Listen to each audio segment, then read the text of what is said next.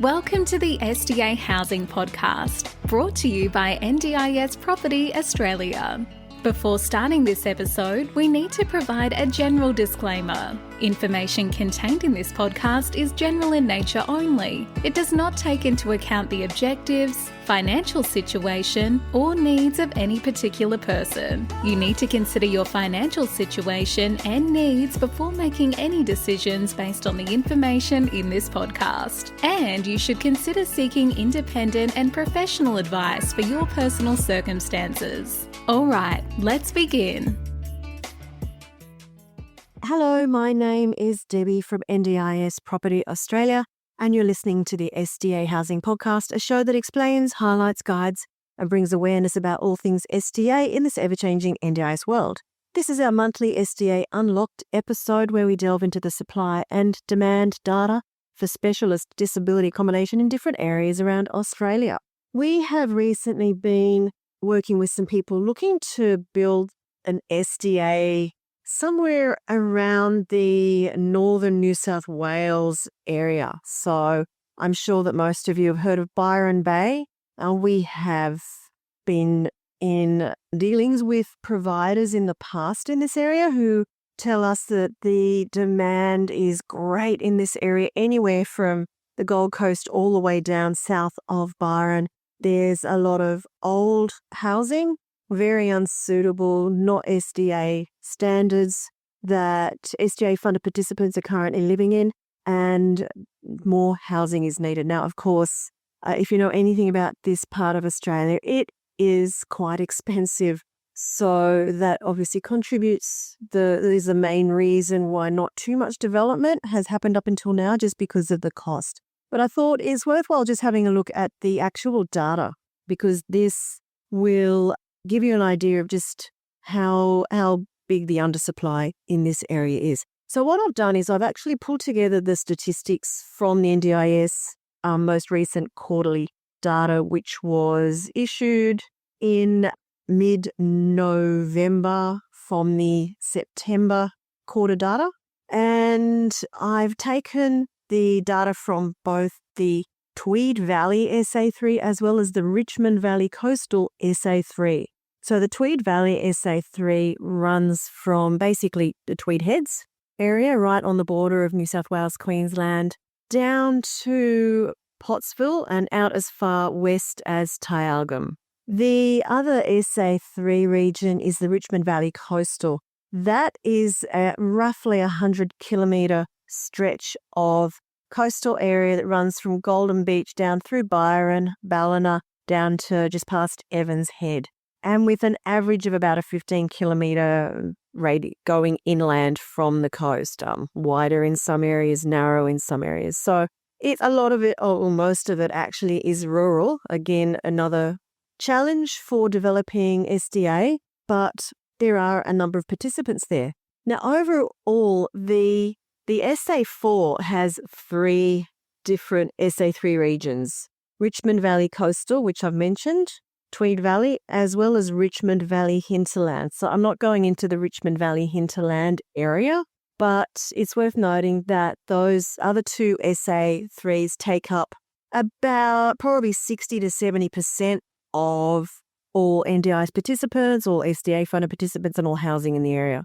So what I'm going to be talking about is, you can say it's about, let's say, 70% of the larger SA4. Now, what I've done is I've actually collated the details of both SA3s to give you just a little bit of an idea of what we're looking at. We have 175 SDA participants. So looking at the combined numbers for both of those SA3s, we have a total of 175 participants with SDA funding. 102 of them, or 58%, are living in SDAs, and 73% have funding in their plan but are not currently utilising it. So that's 42% of the SDA participants in the area can't find suitable housing, or for whatever other reason are not currently living in SDA. Now, what is the status with the current number of properties? If we look at both SA3s, we have 48 dwellings, and within those dwellings, about 126 places. 43% of those places are in smaller homes, 1 to 3 resident dwellings. 57% are in group homes or legacy homes. And if you've listened to us before, you will know that legacy homes will be defunded. There's actually one legacy home in the area, so that will have 6 or more participant places. But there are 50 places in 5 resident group homes, and there are 16 places in 4 resident group homes. We know the group homes, the recommendation is for them to be phased out. A lot of them are probably falling into the existing category. There are 24 out of those 48, so exactly half of the properties in the area are existing. What that means is they are older than 2016. They're not a new build. They, in many or most cases, don't meet the current SDA design guidelines. So not fit for purpose, not desirable, not properties that are suitable for these participants to be living in, which echoes what the providers on the ground there have told us.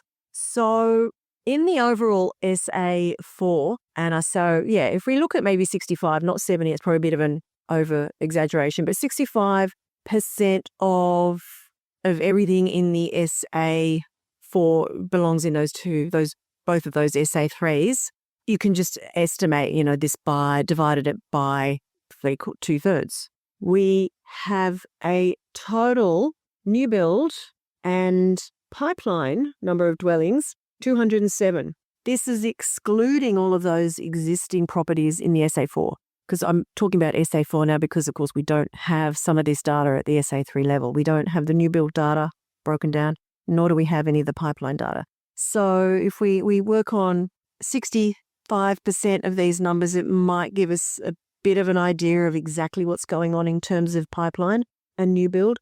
But 207 places, excluding all of the old stuff, for the number of participants in the SA4, 265 places. And the projections for that number, that demand, is to grow by 9% by 2027 and 17% by 2038. And that is only 7 years away now. So if we look at, in the future, 309 participants fighting for 207 places, what's that telling us? Big undersupply. And so essentially we're looking at a 71% undersupply of appropriate new build housing in the 1 to 3 tenant category, undersupply in this whole area. So if it is an area that you are thinking of going, it probably, with this kind of an undersupply and such a desperate need for appropriate housing in the area, is probably not as of great importance as to whether you're building it in Tweed, in Byron, in any of the other towns such as Ballina. It is important that it's built, because we have heard of participants from that area, from the Byron and above area or Tweed area, who are currently living in Logan, as an example, in southern Brisbane, because there is nothing else suitable for them. So it's going to be and continue to be a high demand area moving forward for quite some time, I would say. If it's an area you are considering, maybe you have a property there that is ripe for a knockdown rebuild, this would be an ideal location to do an SDA build. Speak to us about the feasibility of that. Speak to us about what you should be considering building in that area in terms of designs, property type, dwelling type, whether it would be a house or villas or something else. But I think this is probably an area that you wouldn't go wrong if the numbers stack up. Obviously, I'm talking about the potential income versus what the cost of developing something in this area would be. An increasing challenge for all areas of Australia, especially those areas that have got an undersupply of quality SDA housing, but just something for everyone to consider who may have, a place, a property up in that northern New South Wales area. So just to repeat again, I'm talking about anywhere from pretty much Evans Head all the way up to Tweed Heads. And yeah, huge undersupply. So do get in contact with us if you have any property there and you want to look at what you can do with it. Anyway, thanks for listening. And I will be back soon with another SDA Unlocked episode on another very interesting part of Australia. So thanks for listening. Bye.